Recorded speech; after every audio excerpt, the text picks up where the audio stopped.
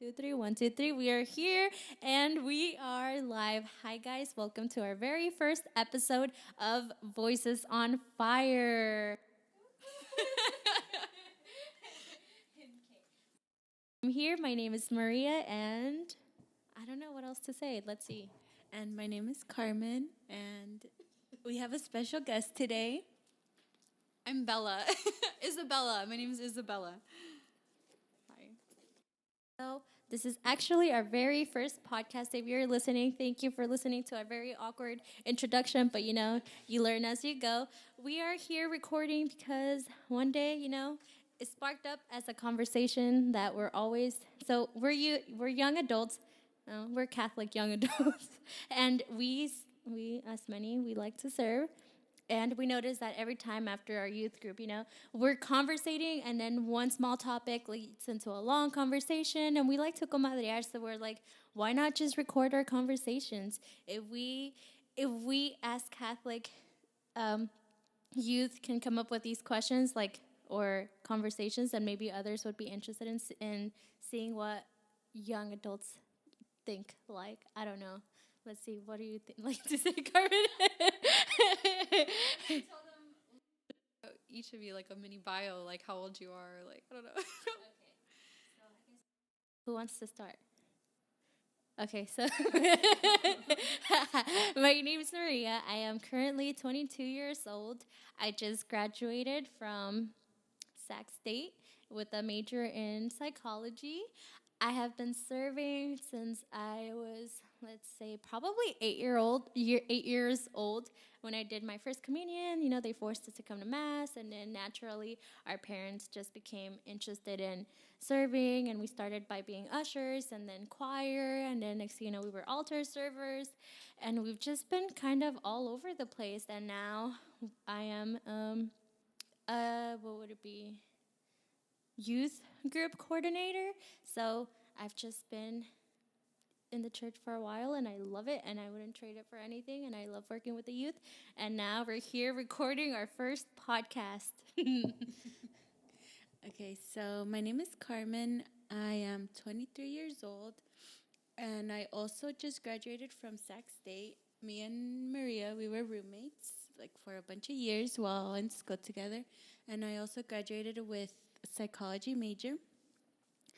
And well, I'm Catholic. I've always been Catholic ever since I was born. And my parents have always came to the church and everything, and always the faith was always there and stuff. And then I started going to CCD classes, and after I did my first communion, I still kept going 2-3 years after I did it. And after that, I guess high school, I think, I started coming to the youth groups that were here and with my brother and stuff. And then after that, yeah, I guess I left to school, and then I wouldn't come too much to youth group because at that time there wasn't really a youth group for young adults. I guess you would say there was either high school or older than 21. At that time, I was in 21. And by that time, I had already done my confirmation when I was in high school. So obviously, when I would come back home, there was nothing to go to. But then recently, or a couple years ago, I also started being a coordinator of a youth group as well with Maria. And, we've been here, and now there's a young adult group that we've been going to, and there's been a lot of activities so far, and yeah, we're here now. And then so me, Isabella, I'm 22 years old, and I also just graduated college with a nursing degree at a school, a small little private school, about an hour away from our hometown. Sorry. I'm just talking about it. Oh, talk louder. Oh, let me start over. Okay. I don't like my intro. You cut it. Okay, start. Okay, cut and then start. Okay, I'm Isabella. I'm 22 years old. I just graduated as well with my nursing degree at this small little private school called Dominican University, and no one ever knows where that is. It's like an hour away from where we're from. And yeah, and now I'm back here at the church, and I actually have a pretty interesting faith upbringing. There's like the term cradle Catholic, and that is definitely not the way I came into the faith. I was baptized. Surprisingly, somehow I was baptized Catholic. Somehow, I don't know. And then I was raised Protestant, which is another term for Christian. Me and my family went to a non-denominational Christian church in our hometown for a couple of years. And then we kind of stopped going to church as a family, and we got really into sports and stuff, me and my brother. And then right around, I'd say like 7th or 8th grade, we came back, me and my brother came back to church, the Protestant church that we went to. And from there, we eventually came into the Catholic faith. And that conversion story was like, it was super like drastic, I guess, because there was a lot of stuff going on in me and my brother's lives. And it was kind of through one person who was already Catholic, who went to high school with my brother, who was super smart. And he just like, him and my brother would go back and forth about faith and things that they didn't agree on. And my brother, started to, I guess, have his eyes opened to the wisdom of the church. And he brought me in, because I was like, I remember Jake told me years later, he goes, Bella, don't you remember one day after school, I told you, oh, there's something going on in the church, and you looked at me and you go, Jacob, I'm never going to be Catholic. Stop trying. And you were so mad at me, and now you're here.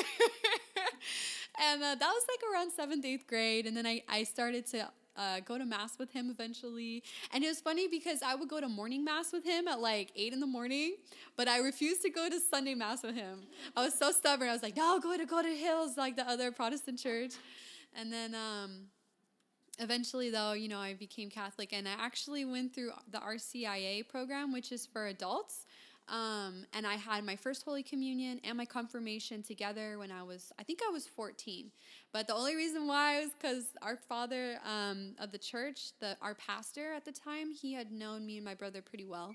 And he felt comfortable letting me join my brother's RCIA class. So me and my brother did RCIA together.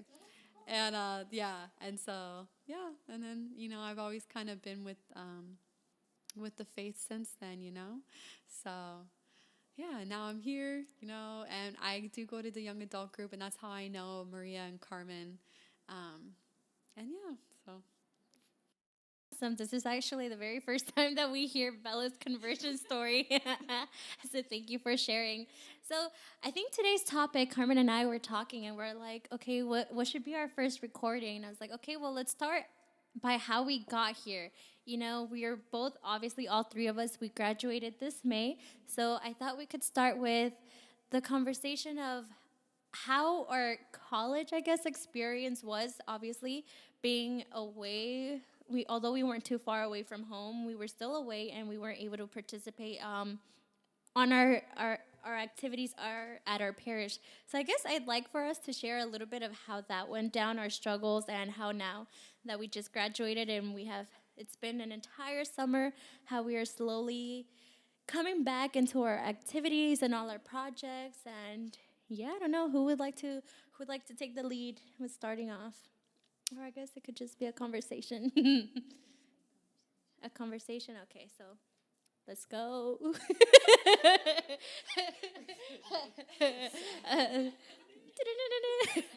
definitely a challenge, being away from your church. And like, I think one of the things I learned more recently is that you kind of have to fight that temptation of wanting to do it on your own, because there's a big part of you, or a part of me at least when I was away, that was like, oh, I got this, I go to mass out in San Rafael where I went to school, and I went to mass out in San Rafael where I went to school, so I felt like I was doing what I needed to do to kind of keep my faith afloat. But in reality, it was kind of dangerous, because if I didn't, I guess, turn to the people, my community back home, there was really nobody at school to kind of tell me when I was falling, you know. Very true. Carmen and I actually, there was what you would say, I guess a college student Catholic group, and we attended, but it didn't feel like as welcoming. I mean, the group was great and everything, but we were also like not consistent in our attendance. So even though we tried to go to get our faith formation, I guess really wouldn't get that. I don't know. It was like a little difficult because then sometimes we'd be like, oh no, we have homework or things like that. Sometimes we would put, I guess, what is it called? Um, It's easier to make excuses for your attendance. Definitely a lot easier because you're like, I feel like Jesus understands. We're college students. We're still going to mass. Yeah, we're still going to mass. We were still serving because we had our youth group, and Carmen we were both coordinating it. So we're like, okay, we're still going back home Friday nights. We're helping in that. So I think a little non-attendance during the week is fine. yeah, but I think we weren't like feeding ourselves as how we should have how we should have been doing back then. Because obviously, being out in college, not being here, sure we would come back and go to mass every Sunday, and we'd come back and like be there for our kids and the youth groups and stuff. But we never. I feel like being out there, we never really had that thing where we would go to and fill ourselves up constantly, more than we should have been doing. Interesting dynamic too, because you're all roommates. Like everybody in your apartment was all involved with ministry and kind of like, in a way, it's kind of like the perfect storm. Like if you had to be away, you kind of had a mini community with you in SAC. Like there's a lot of you guys, and like I think that's kind of cool too. So at least you had that. Very true. We were, I think we moved around about, let's see, one, two, I think 3 times during the 4 years that we were out in Sacramento. But we were very blessed. Carmen and I have known each other since I think I was like in 2nd grade, so that's a lot of years. But we weren't really friends. So it wasn't until like one day when I was gonna begin my freshman year, my mom goes, hey, Carmen needs a roommate. It's her 2nd year in Sacramento. Would you be interested? And I was like, I don't know, man. I don't really know Carmen. And I think I might want to do the dorming life just to get the experience. But then I'm also thinking, it's cheaper. We get the apartment. And I don't really like cafeteria food. So, so I'm like, it might be better, So we became roommates. And it was just me and Carmen, and she had a friend and her sister. And I don't know if they were Catholic. I think they might have been, but they weren't really practicing. So I guess that's really where Carmen's journey began, like slowly coming back, because I was already coordinating something. So I was like, hey, Carmen, we're having a retreat. Just come with us. And it took a while to convince her to start. And next thing you know, we're like, here. But you're right. Like afterwards, we moved in. And then our other roommate, she was also from our community here from our church, and so that helped again. And then our last year roommates was my other sister and another friend and another friend. So we had a mini community there, and that really helped because we had a lot of interesting conversations, and we just also kept each other on check. Like, are you still going to church? Are you involved? Or like, how are you doing? Are you going to confession? Make a day of it, like, hey, this is fam day, let's go, like Saturday, like we're out, like let's go. I feel like for me it was the opposite. So like I had like somewhat of a faith community here. I didn't really know you guys until towards the end of my college career, because my freshman and sophomore year so all 4 years I lived on campus. The last 2 I lived off campus, but it was in a housing that the college owned, so it was still technically on campus.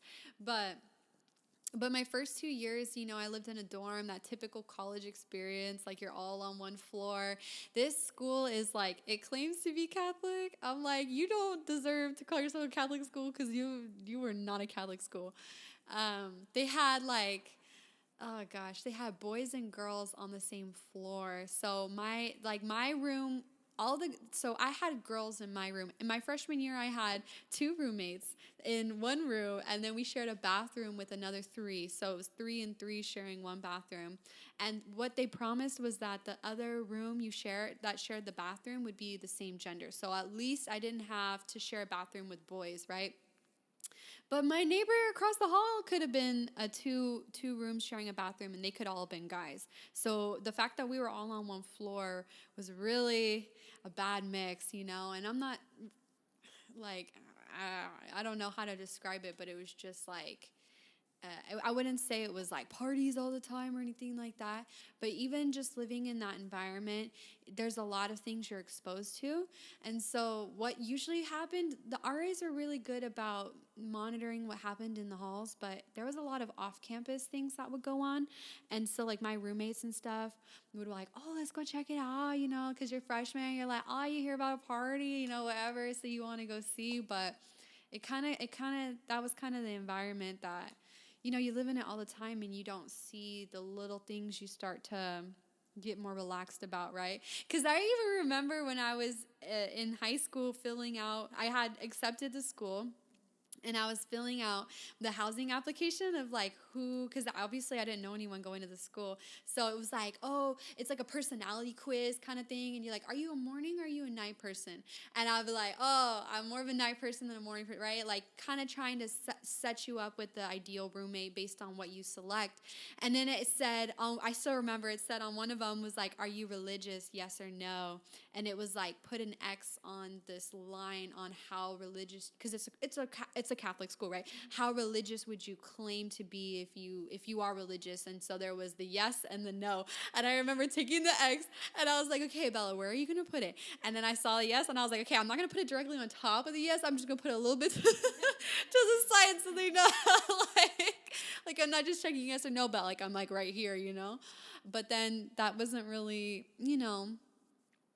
I guess what I'm trying to say is that really wasn't, as you're in that environment and you're exposed to it, you kind of, in a picture in my mind, I see myself going more and more towards the indifferent, towards the lukewarm, towards the, and by the end of my freshman year, I was only going to Mass on Sundays, and I really didn't have a prayer life. I really didn't have, somebody that I would talk to about faith, or I felt like I was kind of like just going, like if I had ever fallen away from the faith, I don't think I've ever fallen away, but falling away from my relationship with Jesus, freshman year was a rough year, and I feel like towards the end, I didn't know who I was. I didn't know who God had called me to be. I didn't know where I was going with the Lord. And I remember sitting in the hammock outside my dorm, and over this heartbreak of this boy who just never liked me, Oh my gosh, he lived on my floor. He's so handsome. He's so smart.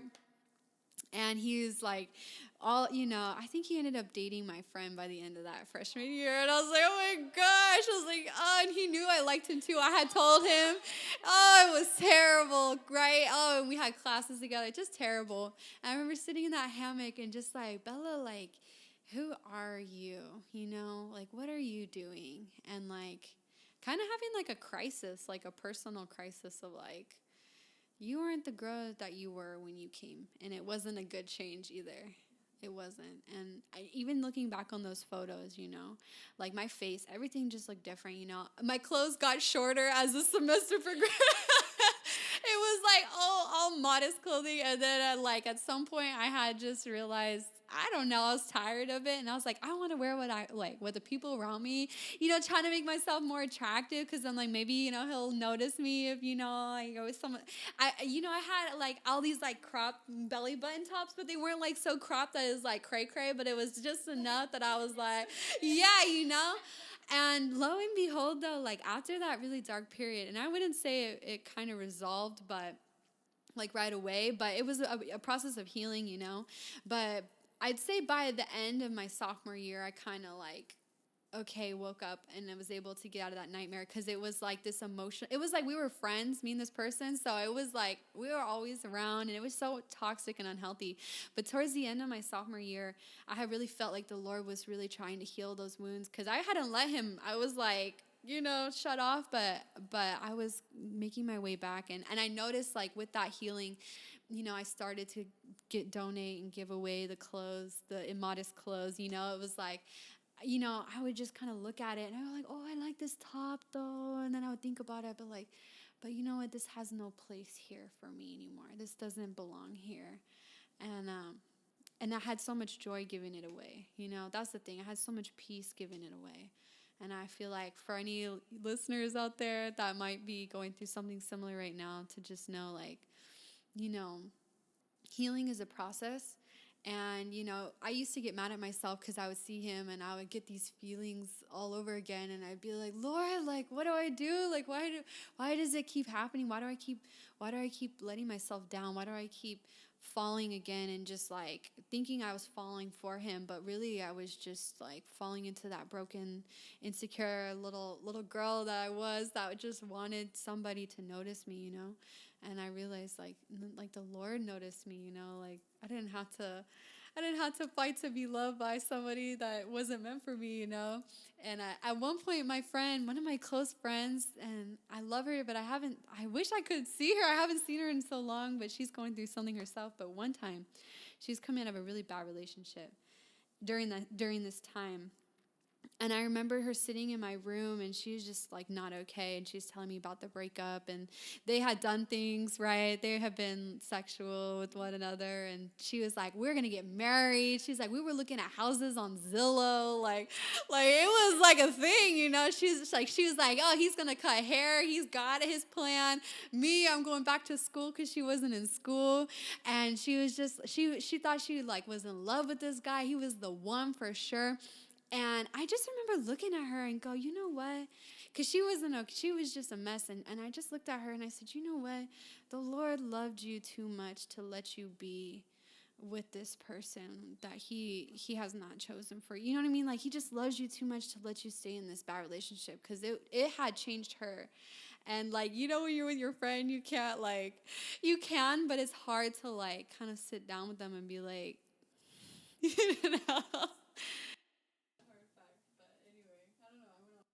there. It's all good. It's part of, like you said, the college struggle. Sometimes it's like we start. Oh. Yeah. No. Yeah. Okay. Sorry, guys. This is our first podcast, and we're testing out different sites where we could record.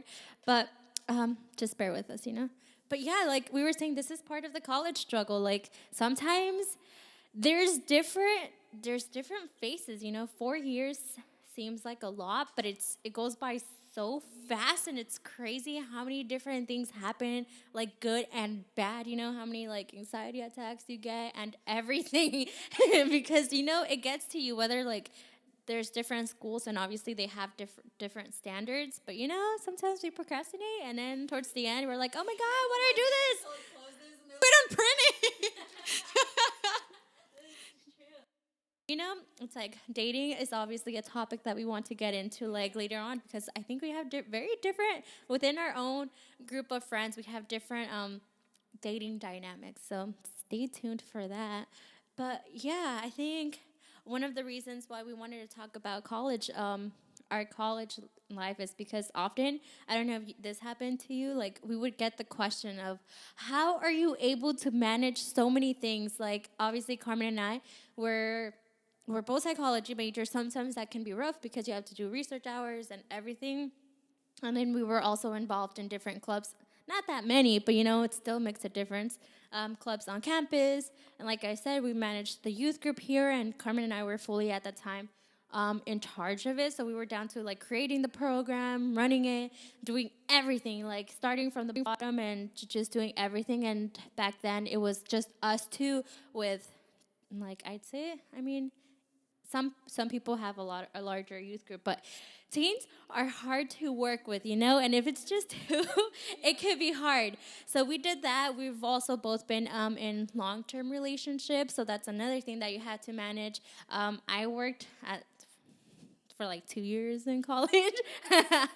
Towards the end, I realized that, like, you know, I needed to start focusing. And so, yeah, different activities. That's my point. We had different activities going on, different classes, because we were always like more than 12 units per semester. So the question that we would get was, how are you able to manage all of these things between school? Because there's those who just say, I'm going to school, I'm not going to date because it's a distraction. And then those who sometimes do date, like they get distracted, and then they suddenly forget about schoolwork, because we've had friends who that happened to, you know. So yeah, that's the question. And I think our answer was always Jesus. You know, Jesus got our backs. We don't know how, but he made our time stretch. 24 hours seems like so little now, like the it seems so like there's not enough time, but I don't know. He'd make us do, like, if you know the stories. I mean, the experiences that we'd go through. Then we're like, oh my gosh, like, really, thank you, Jesus. And I think our faith really helped us out, because, like I said, you meet different people, and then they're not even like, it's really just school.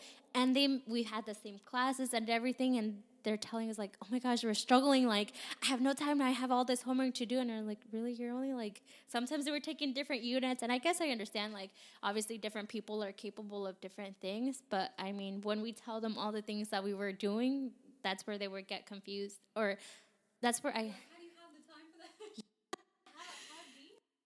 You know, it's hard being a college student. Like, I guess we lived we lived on our own, so we have to do the cooking, the cleaning, everything. We were our parents. I mean, it definitely helped us grow.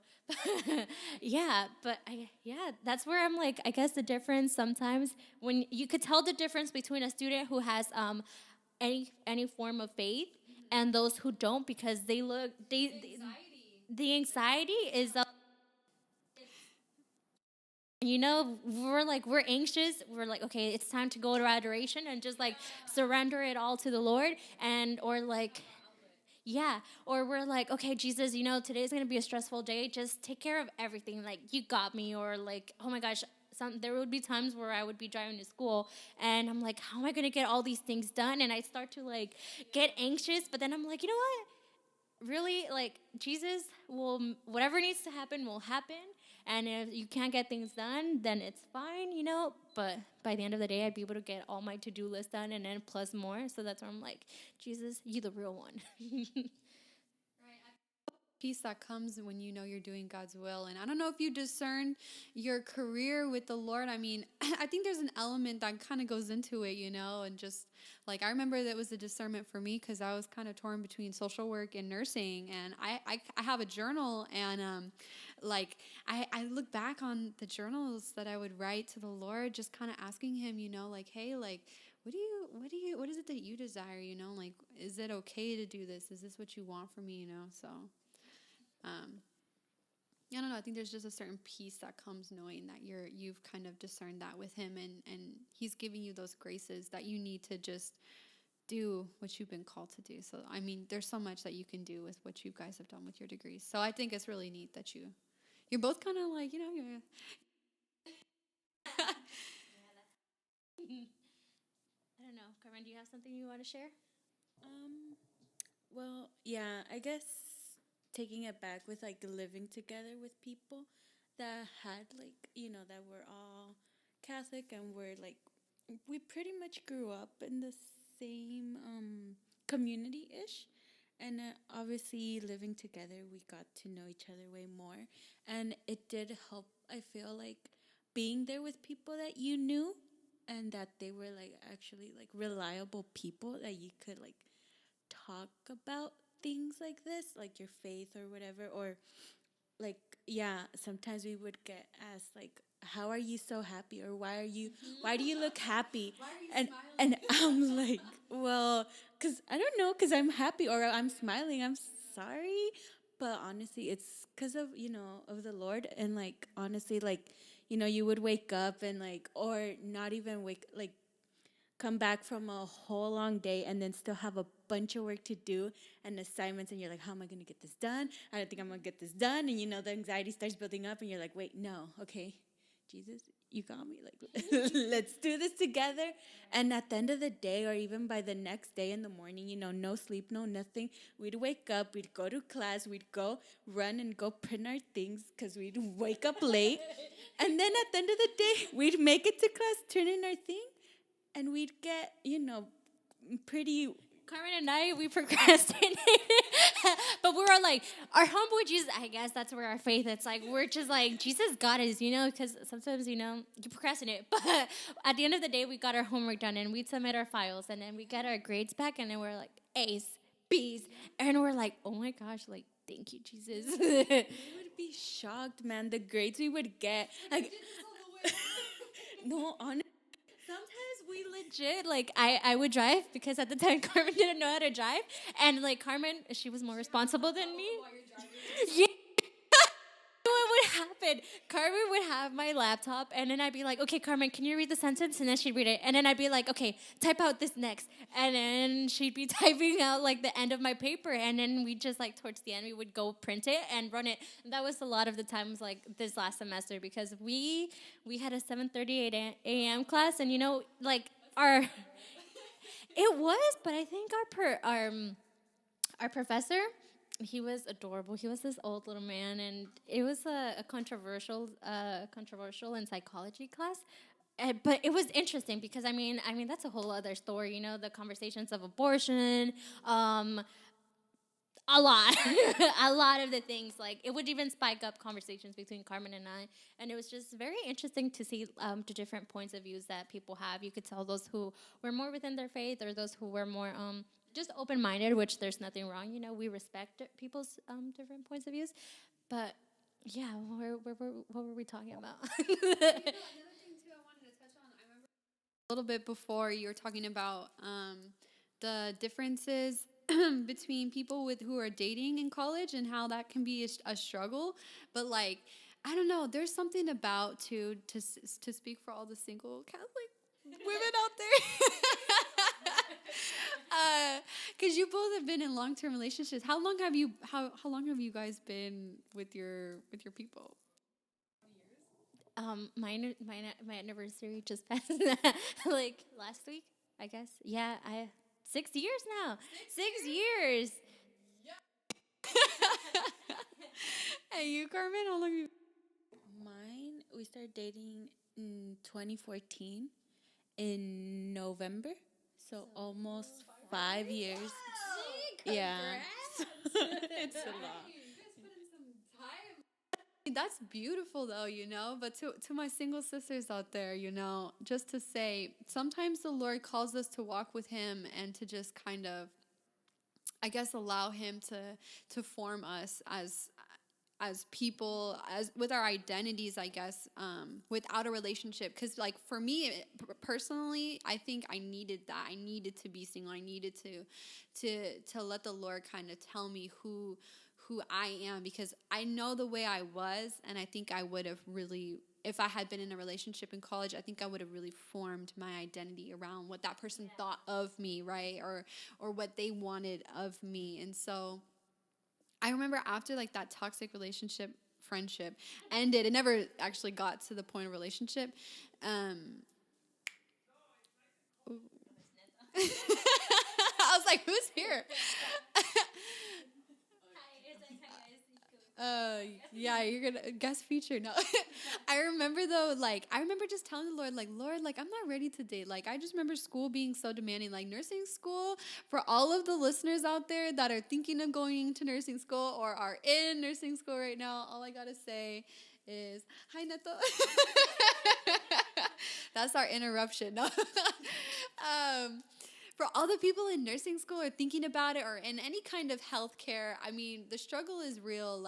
It's very demanding. And so I kind of had a moment where I was like, Lord, I'm not ready for a relationship because I know I can't give that person my attention, my time, and my genuine self, because I was so stressed, and it wasn't necessarily anxiety, but it was just stress because it was so demanding. It was terrible, like terribly demanding. I'd be getting up at 4:30 to go to clinicals, like just it's just demanding, and it's just like everything is kind of a make or break, you know. But aside from that, I remember just having a moment with the Lord and just kind of telling him like, hey, like I'm not ready. I don't think I should be dating. Bring, you know, ready my heart, but can it just happen after college? Because it's like I wanted to just enjoy like the single being that season of singleness, and I guess just working on just getting through school and not dropping out, you know.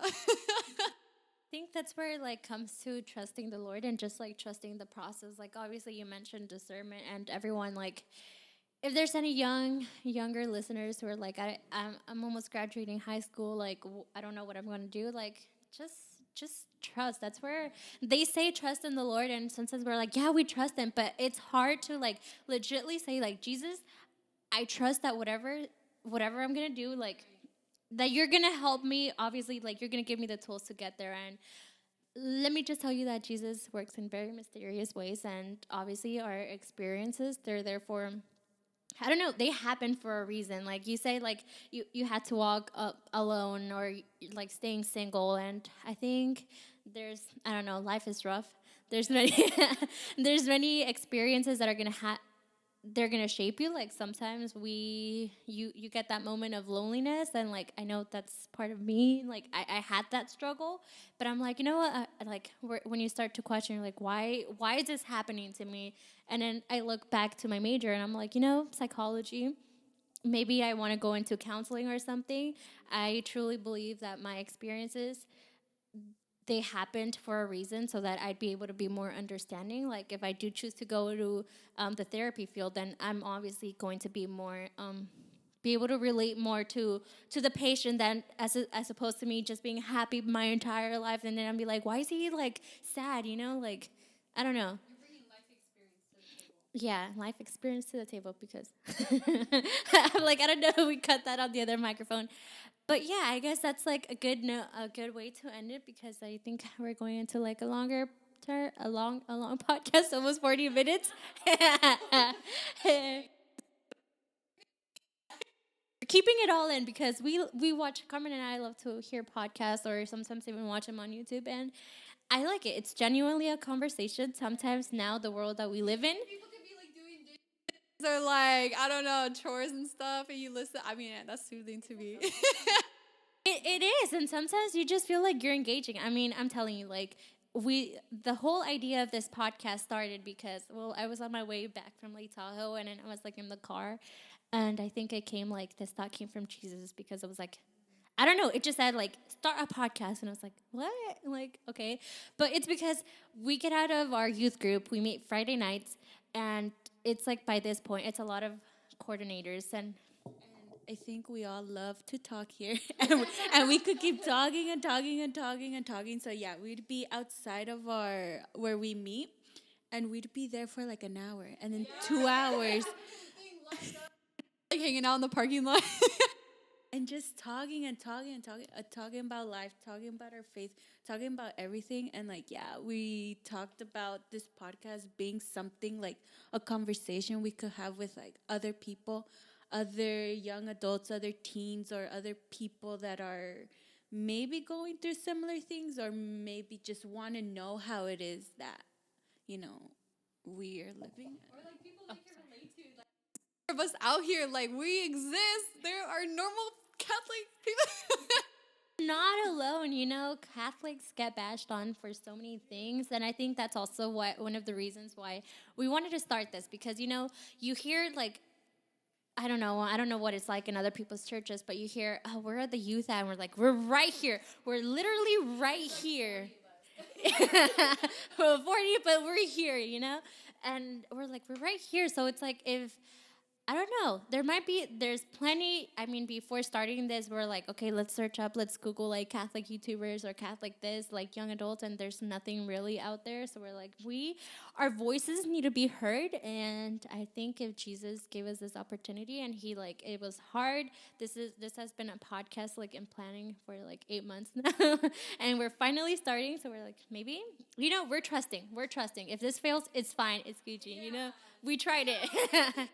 For our big young adult retreat, and I think it's a wonderful way to start a new chapter, something different and a way to reach people that you wouldn't otherwise reach, and sharing that fellowship, like, I don't know.